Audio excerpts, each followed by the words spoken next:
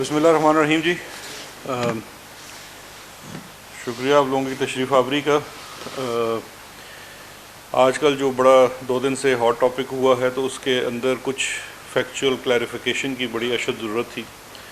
اور چونکہ ہمارا سب سے بڑا مسئلہ یہ ہے کہ جتنا وقت گزرتا جاتا ہے لوگ اپنے حقائق گھڑ لیتے ہیں. تو حقائق وہی ہوتے ہیں جو اصل میں حقائق ہوتے ہیں، اور ان کو بار بار دہرانا اس لیے بھی ضروری ہوتا ہے تاکہ وہ یاد رکھے جا سکیں اور آپ لوگوں کی بھی یاد دہانی ہو جائے گی، کیونکہ اس کچھ ایشو پہ میں پہلے بھی بات کر چکا ہوں. تو مختصراً میں 2 ایشوز کے اوپر بات کروں گا. ایک سب سے پہلے جو پی ڈی ایم کی پیدائش اور این آر او جو ++ مانگا گیا تھا، وہ کہ پی ڈی ایم کی پیدائش کیسے ہوئی، اس کا این آر او پلس جو مانگا گیا اس سے کیا تعلق ہے. اور اس کے بعد آج کل ڈپٹی چیئرمین سینٹ جو بڑے محترم ہیں، ان کا کچھ نیب کے اوپر جو حملہ ہو رہا ہے اس کے اوپر بھی کچھ مختصر سے بات کروں گا. سب سے پہلے دیکھیے اصل میں ہوا کیا، یہ پی ڈی ایم کی پیدائش ہوئی کیا، یہ میں آج آپ سے ذرا اس کانٹیکس میں گفتگو کرنا چاہ رہا ہوں تاکہ پتہ لگ جائے کہ یہ جو پی ڈی ایم ہے یہ پیدا کیسے ہوئی. یہ پی ڈی ایم کو پیدا کیسے ہوئی اس کو دیکھنے کے لیے آپ اس کو پچھلے 4 ماہ میں جانا پڑے گا. پی ڈی ایم کی پیدائش سے 4-5 ماہ پہلے پاکستان کو فیٹف ریلیٹڈ لیجسلیشن کے لیے، کیونکہ فیٹف کی جو گرے لسٹنگ ہے اس سے بچنے کے لیے اور دوبارہ سے وائٹ لسٹ میں آنے کے لیے کمپلائنس کی ریکوائرمنٹس ہیں، جس میں سے کچھ چیزیں آپ نے پریکٹیکلی کرنی ہیں، کچھ لیجسلیشن کرنی ہے. لیجسلیشن کی مد میں جو پینڈنگ لیجسلیشن تھی وہ پارلیمان سے ہونی تھی. اس لیجسلیشن کے لیے آپ کو سینٹ میں اسپیشلی اپوزیشن کا بھی ساتھ چاہیے. اس کے لیے جب اپوزیشن سے بات چیت شروع ہوئی تو اس بات چیت کے اندر فیٹف کے جو قوانین تھے، فیٹف چاہتا کیا تھا یہ بھی سمجھنا بڑا ضروری ہے. فیٹف چاہتا ہے کہ آپ کے نظام کے اندر اکاؤنٹیبلٹی ہو اور ٹرانسپیرنسی ہو، یعنی کہ احتساب ہو اور شفافیت ہو. جو بھی فائنینشیل ٹرانزیکشنز ہو رہی ہیں، جو آپ کے قانونی معاملات ہیں، منی ٹرانزیکشن سے ریلیٹڈ ہیں، ان کے اندر شفافیت ہونی چاہیے. اور اگر کوئی اس کے اندر منی لانڈرنگ کرتا ہے، چاہے وہ ٹیررزم فائنینسنگ ہے یا فائنینشیل ایشوز ہیں، کرپشن ہے، تو اس کی پوری طریقے سے اس کے اندر شفافیت ہو اور اس کا احتساب بھی ہو. یہ اس کا کانٹیکسٹ ہے. اس کے بدلے میں اپوزیشن نے، اور یہ وہی تقریباً 11 جماعتیں تھیں، اس میں سے چیدہ تو ان مذاکرات کا حصہ رہی، اس کے نتیجے میں اپوزیشن نے ہم سے صرف ایک ڈیمانڈ کی. فیٹف کے قوانین کے اوپر کوئی شاید نکتہ ادھر سے ادھر کرنے کی تو چیز ہو، فیکچولی تو اس کے اندر ان کا کچھ انپٹ نہیں تھا. ہاں، ایک ڈیمانڈ اس کی تھی جو اس مسودے کی صورت میں ہمیں بالمشافہ پیش کی گئی، اور وہ یہ ہے جس کو پرائم منسٹر صاحب بھی بار بار این آر او ++ کہہ چکے ہیں. اگر یہ آپ دیکھ سکیں تو اس مسودے کے اندر ایک ایک حرف، ایک ایک چیز انہی 11 جماعتوں کے جو سرخیل ہیں، 2-3 مسلم لیگ نون والے، پیپلز پارٹی والے، JUI والے، یہ سارے ہیں جنہوں نے یہ مسودہ بنایا. یہ بھی کسی دن میں آپ کو بتاؤں گا کہ اس مسودے کے اندر کون کون سے مالدار پارٹیاں بھی ملوث تھیں جن کو اس سے فائدہ ہونا ہے. اس مسودے کے اوپر واضح لکھا ہوا ہے proposed amendments by PPP and PMLN in national accountability ordinance. اس کے اندر کوئی 34 امینڈمنٹس پروپوز کی گئی ہیں نیب آرڈیننس کے اندر. اپوزیشن کا یہ کہنا تھا کہ آپ ہمیں یہ امینڈمنٹس نیب کے اندر کر کے دیں گے تو ہم آپ کو ووٹ بھی دیں گے، ساتھ بھی چلیں گے. اس کے بغیر ممکن نہیں ہے. ہم نے گڈ فیتھ ان تمام ترامیم کے اوپر شک وائز ان کے ساتھ بحث کی. 3-4 دن سیشنز ہوئے. آج جو سارے بیٹھ کے بات کرتے ہیں، کوئی کہتا ہے جی کہ اس کے سامنے بات نہ کرنا تو یہ جا کے ادھر بتا دے گا، یا فلانا بندہ نہیں مانتا. یہ ساری جو اس وقت باتیں گھڑ رہے ہیں، یہ تمام لوگ بیٹھے ہوئے تھے اور ایک ایک شک کے اوپر ہم نے ان کو بتایا. اور ٹیکنیکل ٹیم بھی فیٹف کی بیٹھی ہوئی تھی یہ بتانے کے لیے کہ کون سی ایون نیب کے اندر آپ شک میں ترمیم کر سکتے ہیں جس کا کانفلکٹ نہیں ہوگا فیٹف کی ڈیمانڈ سے. لیکن یہ اب اس میں ذرا سے دیکھ لیجئے. اچھا، یہ جو نیب قوانین کی ترمیم کے اوپر بھی ایک بات گھڑی جاتی ہے کہ جی نیب کے قوانین میں ترمیم ہونی چاہیے. کوئی بھی قانون ہے اس میں ترمیم ہو سکتی ہے اور ہونی بھی چاہیے وقت اور حالات کے تقاضے کے مطابق، کیونکہ جتنے قوانین ہیں وہ عوام کی بھلائی کے لیے بنتے ہیں.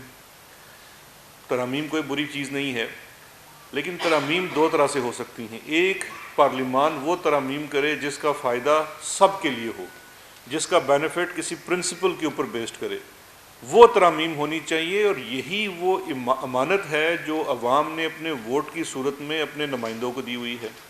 لیکن یہاں مسئلہ کچھ اور ہے. مسئلہ یہ ہے کہ جن لوگوں نے یہ ترامیم ڈرافٹ کی وہ تمام نیب کے ملزمان ہیں. ایک ایک شخص جس نے اس کے اندر حصہ ڈالا وہ تمام نیب کے ملزمان ہیں. ان کی ترامیم کیا ہے؟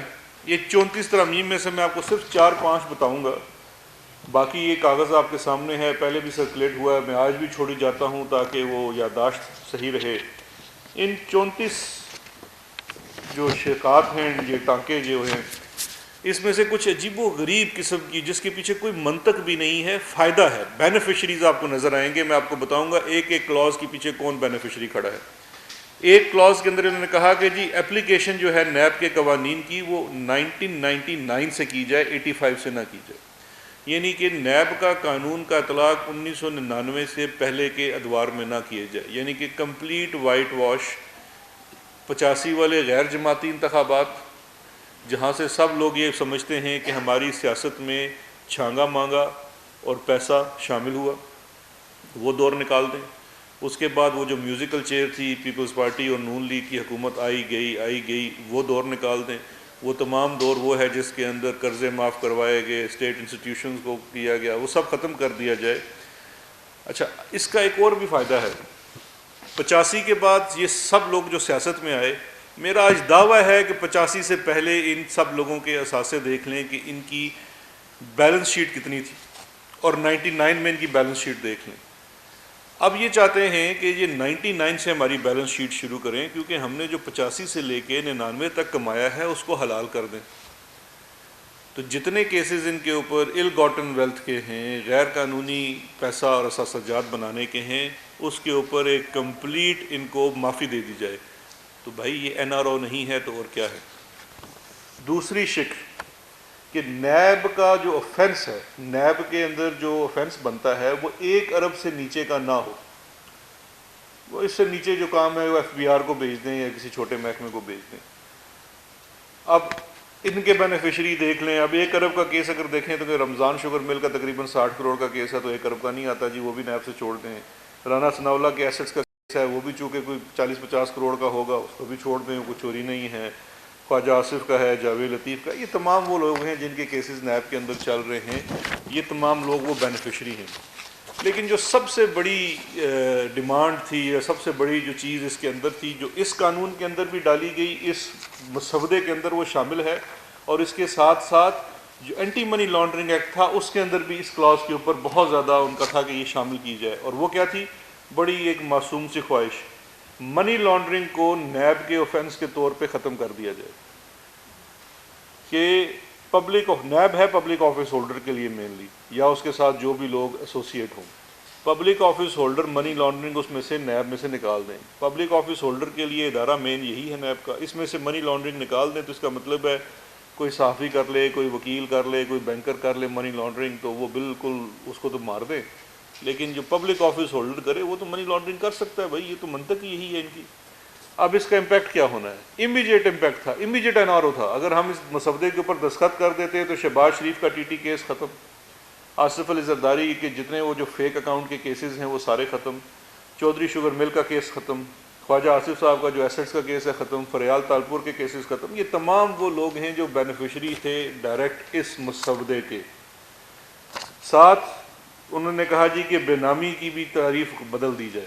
بے نامی کے اندر آپ کے بچے 18 سال سے جو بڑے ہیں اور آپ کی بیوی اگر وہ انڈیپینڈنٹ ٹیکس پیئر ہے تو وہ بے نامی کی شک میں نہ آئے. اچھا، یہ بھی بڑی معصوم سی چیز لگتی ہے کہنے کو، تو جی بڑی منطق ہے کہ وہ بے نامی نہیں ہونے چاہیے.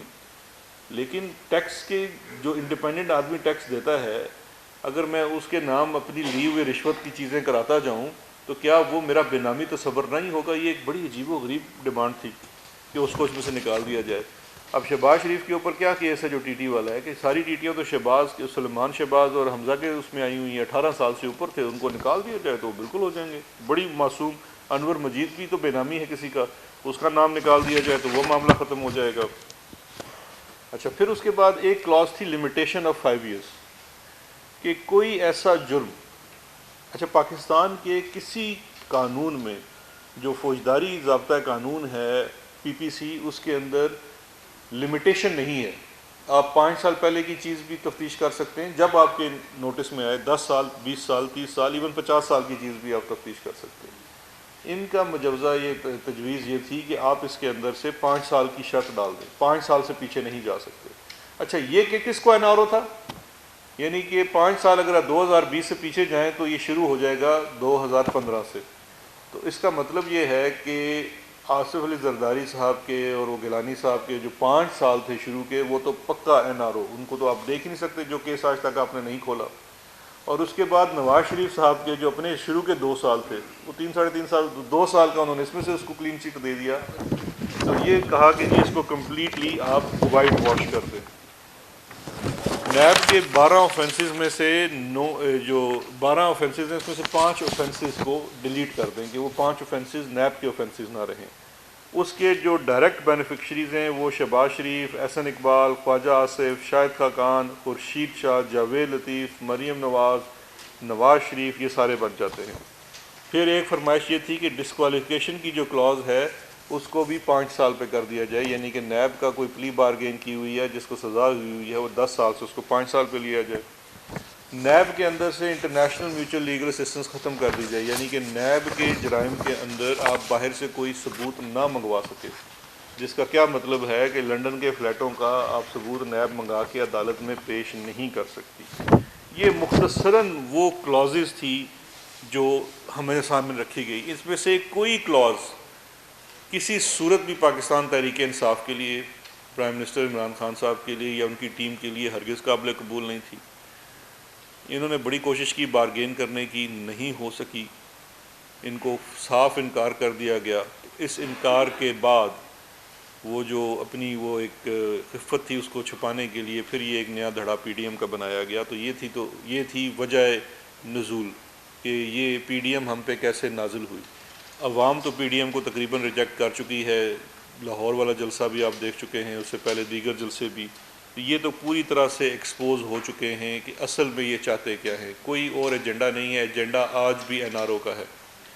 اب اسی سے منسلک دوسری چیز ہے بڑی امپورٹنٹ، وہ کچھ دنوں سے ہم دیکھ رہے ہیں کہ جو اپر ہاؤس ہے سینٹ، اس کے ڈپٹی چیئرمین وانڈوی والا صاحب بارہا پریس کانفرنسز بھی کر رہے ہیں، اور ایک قرارداد بھی پیش کی گئی ہے کہ سینٹ کا اجلاس بلایا جائے، ریکوزیشن کیا جائے، اور وہ یہ بھی کہہ رہے ہیں کہ وہ چیئرمین نیب کو سمن کریں گے اور کمیٹی کے سامنے لائیں گے، جو کچھ بھی کریں گے۔ اب دیکھیے، اس میں آپ لوگوں کو میں جج بناتا ہوں، بڑا سمپل سا، سب سے پہلے ایک پرنسپل، ایک اصول کی بات کرتے ہیں۔ اصول کیا ہے کہ میں اپنا آفس، چاہے وہ پولیٹیکل ہو، عوامی آفس ہو، کوئی بھی آفس ہو، اپنے پرسنل بینیفٹ کے لیے استعمال نہیں کر سکتا۔ اب اگر چیئرمین، ڈپٹی چیئرمین سینٹ یہ چاہتے ہیں اور وہ علیہ اعلان کہہ رہے ہیں کہ وہ انٹرنیشنلی نیب کو بلیک لسٹ کرائیں گے اور نیب کو یہ کر دیں گے، وہ کر دیں گے، میں ان کو یاد دہانی کرانا چاہتا ہوں، آپ کے پاس ایک امانت ہے۔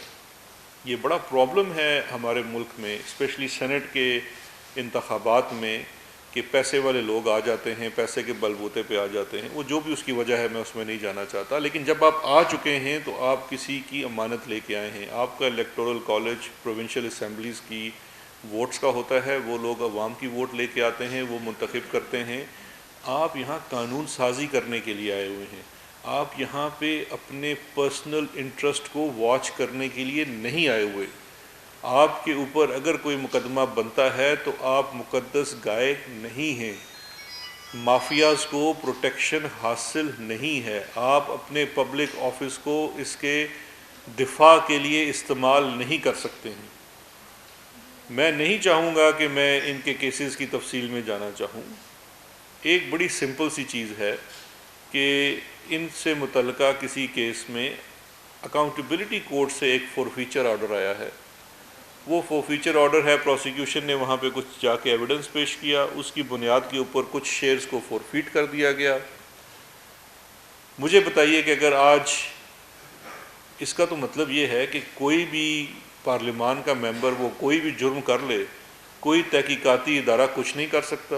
بلکہ میں سمجھتا ہوں آپ کے ساتھ ایک 489F کا ہوتا ہے. صدیقی صاحب، آپ سے پیسے لے کے ایک پارلیمان کا رکن یا کوئی ڈپٹی چیئرمین یا اسپیکر پیسہ لے کے بھاگ جائے، آپ کو چیک دے دے، چیک باؤنس ہو جائے، آپ جائیں FIR کرانے کے لیے، تھانے دار کہ یار میں تو FIR نہیں کر سکتا کیونکہ کل تو وہ مجھے سمن کر لے گا سینٹ میں، اس کا تو استحقاق مجروح ہو گیا ہے. تو یہ کیا بنانا ریپبلک بنانا چاہتے ہیں؟ یہ کیا اپنے آپ کو پابلو اسکوبار سمجھتے ہیں کہ وہ بھی تو جا کے پارلیمان میں بیٹھ گیا تھا کولمبیا کی، کہ اس کے بعد اس سے کوئی وہ کہ سوال نہ کر سکے؟ آپ کے اوپر جو بھی ہے، پروسیکیوشن ایجنسی ہے، انویسٹیگیٹنگ ایجنسی ہے، اس نے عدالت میں کوئی چیز پیش کی ہے، آپ کی فورفیچر ہوئی ہے، آپ اس کو چیلنج کریں، آپ اس عدالت کے سامنے چیلنج کریں. آپ کو قانون اس کی اجازت دیتا ہے، آپ ہائی کورٹ پہ چیلنج کریں. یہاں روز یہ نہیں ہے کہ نیب سارے کام ٹھیک کرتا ہے. نیب کا کوئی کام ہوتا ہے غلط ہوتا ہے، کوئی آرڈر غلط ہوتا ہے، عدالت میں چیلنج کیا جاتا ہے. عدالتیں ہماری جس طرح کا جو بھی وہاں پہ ہوتا ہے معاملہ، وہ سب آپ کے سامنے ہے. جو غلط بات ہوتی ہے اس کے اوپر پوری نہ صرف ان کو آپ کو ریلیف ملتی ہے، اداروں کی سرزنش کی جاتی ہے، ان کو سزا جزا کا سلسلہ ہے. But you can not use the sent for your personal benefit. آپ دھمکا رہے ہیں اداروں کو، انسٹیٹیوشنز کو ملائن کر رہے ہیں. یہ ہرگز ایک پارلیمان کے رکن کے شایان شان نہیں ہے. تو میں یہ بڑا واضح کر دینا چاہتا ہوں کہ ہم پاکستان تحریک انصاف کی حکومت یا ہمارے اراکین پارلیمنٹ آپ کو اس طرح سے اداروں کی تصدیق نہیں کرنے دیں گے. آپ نے اجلاس ریکوزیشن کیا ہے، 30 کو ہوا ہے، اگر اس پہ بحث ہوگی تو حکومتی اراکین اس کا بھرپور جواب دیں گے. ہم سمجھتے ہیں کہ تمام اداروں کو انڈیپینڈنٹلی کام کرنا چاہیے اور ان کو جو قانون میں پروٹیکشن حاصل ہے وہ ملنی چاہیے. کسی بھی شخص کو اگر اس نے اس چیز کو استعمال کرنے کی کوشش کی تو اس کی اجازت نہیں ملے گی. اب ایک چھوٹی سی آپ کو میں مثال دیتا ہوں. پرائم منسٹر عمران خان صاحب رکن پارلیمنٹ تھے، ان کے اوپر کیس کیا گیا. اب جو کیس کیا گیا وہ سپریم کورٹ کے سامنے جا کے انہوں نے اپنا پورا 10 ماہ مقدمہ لڑا. وہ جا کے استحقاق کمیٹی کے سامنے نہیں جا سکتے تھے کہ جی میرا تو استحقاق مجروح کر دیا، جی میرے اوپر آپ نے مقدمہ کیسے کر دیا. آپ عوامی نمائندگان کے طور پہ جواب دہ ہیں، اور یہاں تو آپ کے اوپر کوئی الزام بھی نہیں لگا کسی اور فورم کے اوپر، عدالت کے اندر ہوا ہے. عدالت کے اندر آپ کے اوپر ایک اسپیسیفک ایلیگیشن آیا، اس ایلیگیشن کی بیس کے اوپر ایک فورفیچر آرڈر ہوا، آپ اس کو وہاں پہ کنٹیسٹ کریں. تو اس لیے ان کو اداروں کو ان کو اس چیز میں نہ لائیے، اور آپ اس کو ملک کو بنانے کے لیے وہاں پارلیمان میں بیٹھے ہوئے ہیں.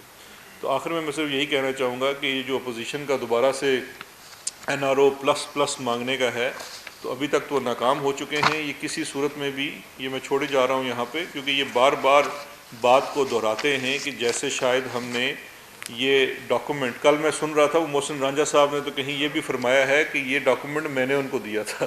مجھے اس پہ بڑی ہنسی آئی. میرے پاس آپ کے واٹس ایپ بھی ہیں جس پہ آپ نے ڈاکومنٹس مجھ سے شیئر کیے ہوئے ہیں، تو فورینزک کرا لیتے ہیں، پتہ لگ جائے گا کس نے ڈاکومنٹ بنایا تھا. بلکہ تو پرنٹر بھی میرا خیال ہے وہ کیلیبری فونٹ کی طرح آپ کے کسی کے گھر سے درآمد ہو جائے گا جہاں سے یہ سارے پرنٹ آؤٹس کر کے بانٹے گئے تھے. بہت شکریہ جی. صاحب نے اپنی پہلی پریس کانفرنس میں کہا ہے کہ یہاں پر اختیارات دیے نہیں جاتے، چھین کر لیے جاتے ہیں کیونکہ منی لانڈرنگ کے جو مقدمات ہیں وہ FIA میں چل رہے ہیں اور FIA کو آپ دیتے ہیں. تو کیا اب آپ سمجھتے ہیں کہ اس کے بعد جو معاملات ہیں وزارت داخلہ کا مکمل کنٹرول جو ہے وہ شیخ صاحب کے پاس ہوگا؟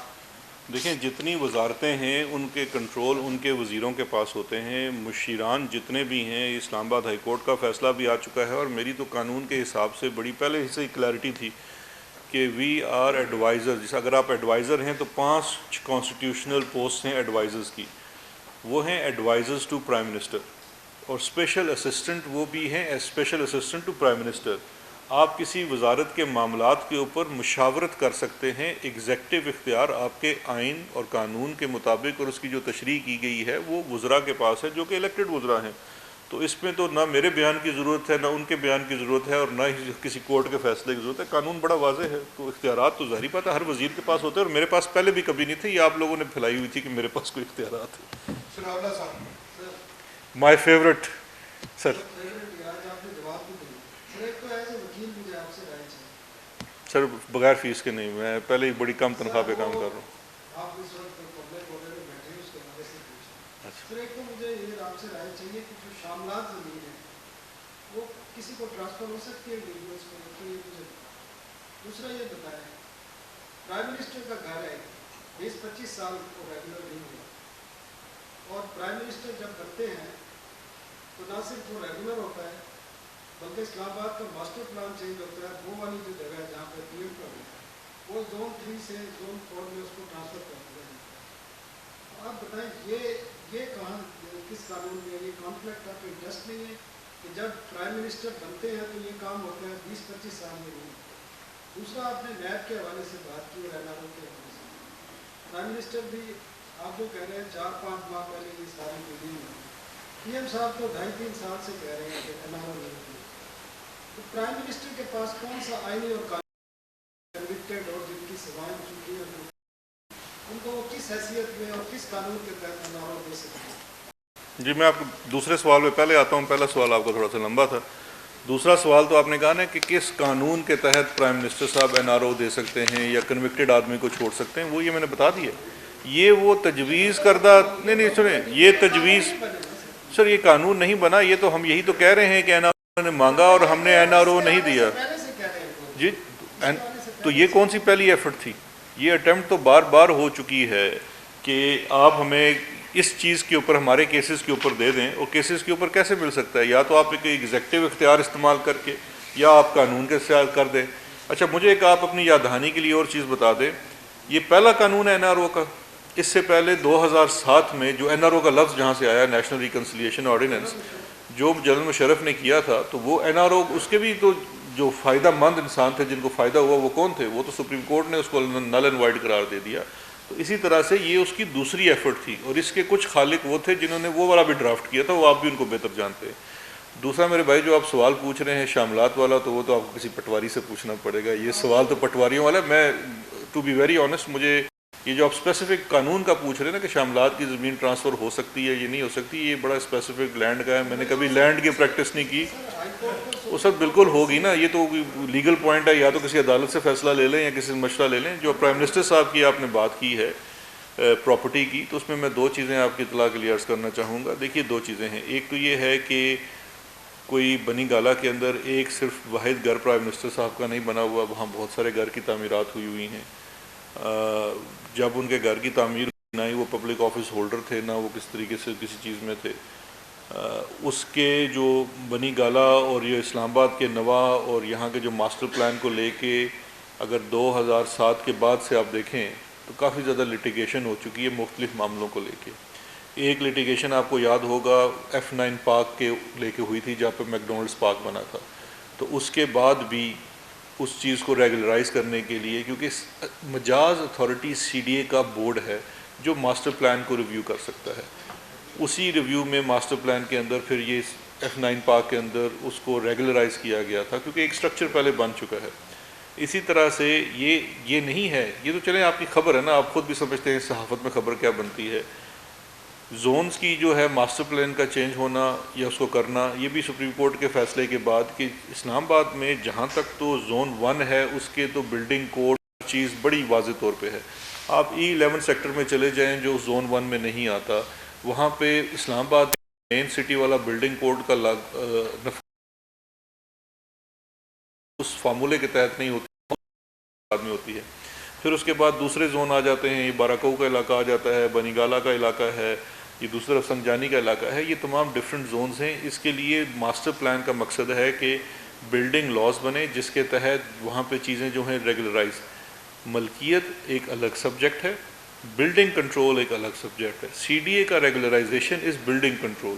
بلڈنگ کنٹرول کیا ہے کہ آپ کا نقشہ و تعمیر کے مطابق پاس ہوا یا نہیں ہوا.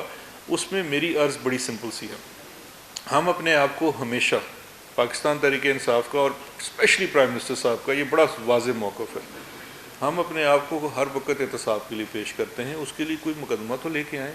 آپ اگر یہ سمجھتے ہیں، یا کوئی اگر سمجھتا ہے، آپ تو سوال کرتے ہیں، آپ کا تو کام ہے سوال کرنا، کوئی یہ سمجھتا ہے کہ یہ جو پوری ریگولرائزیشن ہوئی ہے اس میں کوئی بھی ان کو انڈیو بینیفٹ ملا ہے، تو آپ کے لیے عدالت کا فورم پیش ہے، آپ عدالت میں لے آئیے، کوئی شخص عدالت میں لے آئے، وہ عدالتوں سے تو سب کو ہمیں اعتبار ہے، سپریم کورٹ لے آئیے، اسلام آباد ہائی کورٹ لے آئے، ہم بالکل حاضر ہیں، ہم پہلے بھی گئے تھے، دوبارہ بھی جانے کو تیار ہیں، تو اس میں بالکل کوئی دوسری وہ رائے نہیں ہے کہ کوئی ایسا کانفلکٹ آف انٹرسٹ ہے۔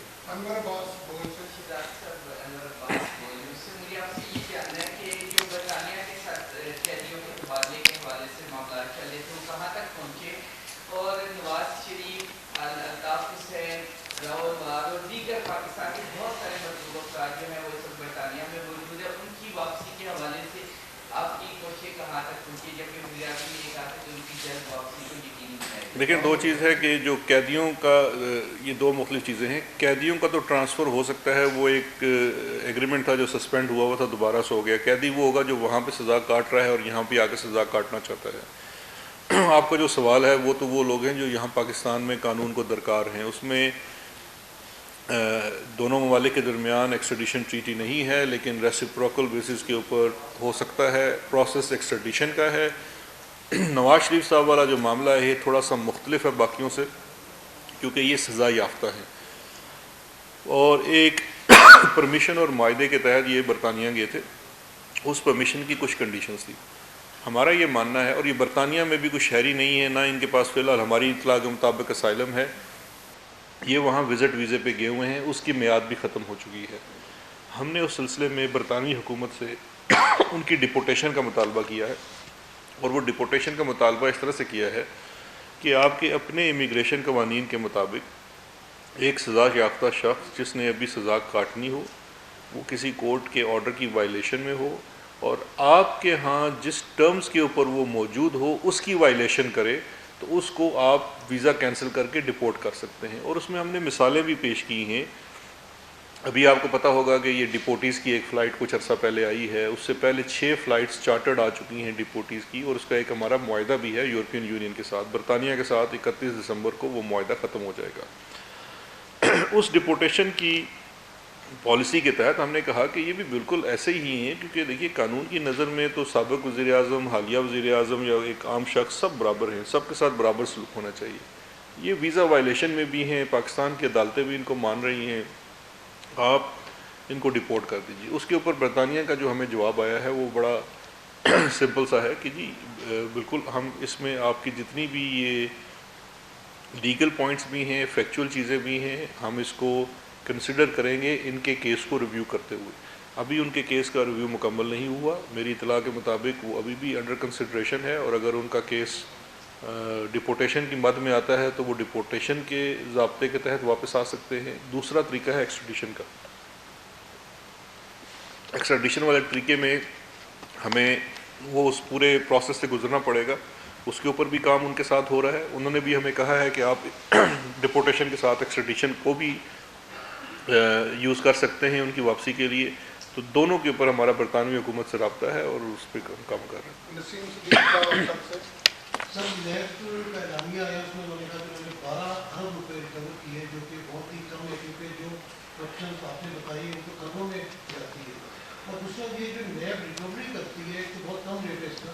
دوسرا جب آپ کے پروسیکیوٹرز جاتے ہیں اور جو ملزمان ہوتے ہیں ان کے پروسیکیوٹرز بڑے ہائیلی پیڈ ہوتے ہیں، تو جو نیب کو رقم ریکور کرتی ہے اس میں سے آپ کچھ اچھے پروسیکیوٹرز ہائر نہیں کر سکتے تاکہ مقدمے جلدی سے نمٹے۔ اور دیکھیں دو چیزیں ہیں، ایک تو یہ ہے کہ جو نیب کی ریکوریز ہوتی ہیں وہ نیب اپنے اوپر خرچ نہیں کر سکتی، وہ اسٹریٹ جاتے ہیں آپ کے جو کنسولیڈیٹڈ اکاؤنٹ ہیں اس کے اندر۔ یہ بڑا اس کے اندر غلط فہمی بھی ہے کہ شاید نیب کوئی پیسے رکھ لیتا ہے یا اس کی کوئی پرسنٹیج ملتی ہے، وہ چیز خلاف قانون ہے، وہ نیب نہیں رکھ سکتا اور نہ ہی رکھتا ہے، اور وہ پیسے وہ آپ کے سینٹرل اکاؤنٹ میں جا کے جمع کرائے جاتے ہیں۔ نیب کا ایک اینول بجٹ ہوتا ہے، اس کے مطابق ان کو بجٹ ملتا ہے۔ جہاں تک وہ ایک امبیلنس ہے جو پروسیکیوٹرز اور ڈیفنس کاؤنسلز کے بیچ میں ہے، وہ بالکل ہے، اور کچھ کیسز میں تو بڑے واضح حد تک ہے۔ کاش حکومتوں کے پاس اتنے ریسورسز ہوتے کہ وہ اتنے ہی اچھے ہائیلی پیڈ پروسیکیوٹرز رکھ سکتے جتنے ڈیفنس کاؤنسلز ہوتے ہیں، لیکن ہمیشہ ضروری نہیں ہوتا کہ ہائیلی پیڈ ہی وکیل اچھا کام کریں. کچھ لوگ جذبہ ایمانی سے بھی لڑ لیتے ہیں, لیکن یہ ایک پروسیس ہے, جوڈیشل پروسیس ہے, اس میں بھی بہت زیادہ ریفارمز کی ضرورت ہے, جس کی وجہ سے جو عام عوام چاہتی ہے کہ ریکوریاں بھی جلدی ہوں اور کیسز کا کنکلوژن بھی ہو. تو اس کے اوپر حکومت تو آلریڈی ہمارے ٹینیور میں ایک دفعہ نیب کے امپلائیز کی انکلوڈنگ پروسیکیوٹرز اور انویسٹیگیٹرز ان کی تنخواہیں بھی بڑھائی جا چکی ہیں, لیکن بالکل وہ ایسی نہیں ہیں جو مارکیٹ کمپیٹیبل ہوتی ہے جو کہ پرائیویٹ سیکٹر میں مل سکتی ہے. آپ سے یہ جاننا چاہوں گی کہ گزشتہ ایک برس میں جب ہم صورتحال دیکھتے ہیں اور جو نیب کی جانب سے جاری کی گئی ہے اپنی پرفارمنس, اس میں ہم دیکھتے ہیں کہ کوئی ایک بھی نمایاں کنوکشن نہیں ہے گزشتہ ایک سال میں, اور جو ریکوریز ہیں وہ بھی جیسے کہ پہلے بھی آپ نے بات کی کہ وہ بھی کوئی خاص نمایاں نہیں ہے, اور کارکردگی جو ہے وہ کاغذوں میں تو اچھی ہے لیکن ہم جب گراؤنڈ ریالٹیز دیکھتے ہیں تو اس میں نظر نہیں آتی ہے. اپوزیشن کی جانب سے پولیٹیکل انجینئرنگ کا جو الزام لگایا جاتا ہے وہ بھی موجود ہے, بڑے بڑے نام ہیں جن کے کیسز ہیں لیکن نام دکھائی نہیں دیتے. اس کا کیا کہیں گے؟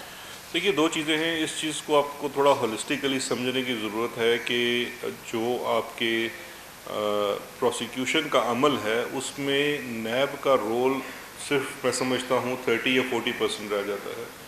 اس میں ڈیفنس کا بھی کردار ہے اور اس میں عدالتوں کی جو مینجمنٹ ہے اس کا بھی کردار ہے. کرمنل ٹرائلز جب ایک اوپن فیلڈ میں آتے ہیں تو آپ کو اگر اس کیسز کے اندر جا کے دیکھیے کہ اب کچھ ہائی پروفائل کیسز ہیں جن کی ہفتے میں 3 دن بھی ہیئرنگز ہوتی ہیں, لیکن اس کے اندر نمبر آف وٹنسز, جو ایڈجرنمنٹس کی جاتی ہیں, یہ ان تمام چیزوں کی وجہ سے ٹرائلز جو ہیں وہ توازن کا شکار ہوتے ہیں. ہم سب کے سامنے بینچ مارک کے طور پہ جو پاناما والا کیس تھا ایون فیلڈ اپارٹمنٹس کا, وہ موجود ہے, جس میں سے آپ سے بہت سے لوگ اس کو کور بھی کرتے رہے. آلموسٹ ڈیلی ہیئرنگ ہوتی رہی ہے اور اس عدالت میں ماس وائز کیس کے شاید ہی کوئی اور کیس چل رہا ہو. سپریم کورٹ کے ایک آنریبل جج سپروائزنگ جج بھی تھے تاکہ مقدمے میں تاخیر نہ ہو. اس کے باوجود وہ مقدمہ تقریباً 1 سال کے قریب چلا اور پھر جا کے اس کے اندر کنوکشن سامنے آئی. دوبارہ سے سپریم کورٹ نے اس چیز کا نوٹس لیا اور ابھی انہوں نے کہا کہ عدالتیں بڑھائی جائیں, اور اس کے اوپر فرسٹ فیز میں ہم نے 25 عدالتیں بڑھائی ہیں. اب اس میں بھی دو چیزیں ہیں کہ عدالت آپ نے بڑھا دی, اب اس کے لیے آپ کو 25 جج بھی نئے چاہیے جو آ کے اس میں لگیں گے. اگر آپ نے 25 عدالتیں بڑھا دی ہیں تو پھر آپ کو 25 عدالتی کمرے بھی چاہیے. ابھی آن گراؤنڈ ہماری پوزیشن یہ ہے کہ لاہور میں اس وقت جو اکاؤنٹیبلٹی کورٹس ہیں وہ ایوان عدل میں جہاں پہ نارمل عدالتیں ہیں وہاں موجود ہیں جو کہ پروونشل سبجیکٹ ہے. یہ فیڈرل کورٹس کے ضمن میں آتی ہیں. اب 5 کورٹ آلریڈی ایگزسٹنگ وہاں پہ کام کر رہی ہیں, 10 کورٹس میرا خیال ہے شاید ان کو اور دی گئی ہیں. 5 کورٹس کی وہاں جگہ نہیں ہے, 10 کورٹس کے لیے بھی آپ کو جگہ مہیا کرنی ہے تاکہ وہ ٹرائل شروع ہو سکے. تو یہ وہ تمام آن گراؤنڈ پرابلمز ہیں جن کی وجہ سے ڈیلیز ہوتے ہیں. لیکن اس کا ہرگز مطلب نہیں ہے کہ یہ چیزیں کنکلوڈ نہیں ہو سکتی. کنکلوڈ ہوں گی, بالکل ہوں گی, لیکن اس کے اندر تھوڑا سا جو ہمیں آن گراؤنڈ یہ پرابلم رہتا ہے, اور یہ انفراسٹرکچر پرابلم ہے, اور ہمیں اپنے ریسورسز کو, یہ حکومت تو بڑی کمیٹڈ ہے.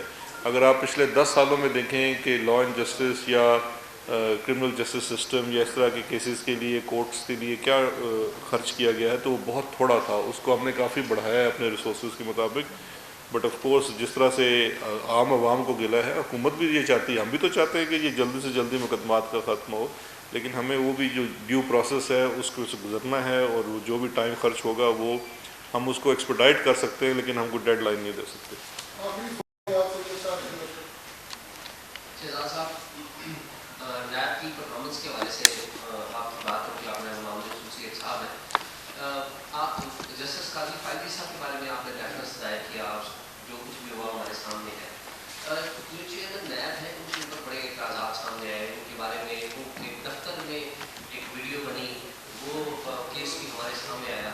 تو آپ ذاتی طور پہ مطمئن ہیں چیئرمین نیب کی پرفارمنس سے؟ آپ نہیں سمجھتے کہ ان کے بارے میں کوئی ریفرنس کسی ٹائم دائر ہونا چاہیے, کیونکہ بہت سارے اعتراضات ہیں پولیٹیکل اپوننٹس کی طرف سے, تو اعتراضات ہوتے ہیں, شاید انہوں نے خود ہی اسی چیئرمین نیب کو لگایا تھا, لیکن آپ تو ایک نئی گورنمنٹ ہے اور آپ کے پاس اختیار بھی ہے ریفرنس دائر کرنے کا بھی, یا کوئی اور کار نہیں. دیکھیے, 2 چیزیں ہیں. ایک تو یہ ہے کہ جہاں تک آپ نے پرفارمنس کی بات کی, ہم تو بہت مطمئن ہیں. آپ اپنا اطمینان کا بتائیں کتنا ہوا ہے کہ نہیں ہوا. دوسری چیز یہ ہے کہ جو آپ سوال کر رہے ہیں، میرا خیال ہے یار اس سوال کو تھوڑا سا دیکھ لیں کہ جو آپ ایک ایلیگیشن لگا رہے ہیں، اس ایلیگیشن میں اس کی چیزیں کیا ہیں، اس کا ان کے کام سے کیا تعلق ہے، اور اگر ہے بھی تو ریفرنس فائل کرنا، آپ ریفرنس فائل کر دیں، آپ کا ادارہ فائل کر دے، اور بھی کوئی فائل کر سکتا ہے، کوئی عام شہری فائل کر سکتا ہے، کوئی کر دے، ہمیں تو اس سے کوئی اعتراض نہیں ہے۔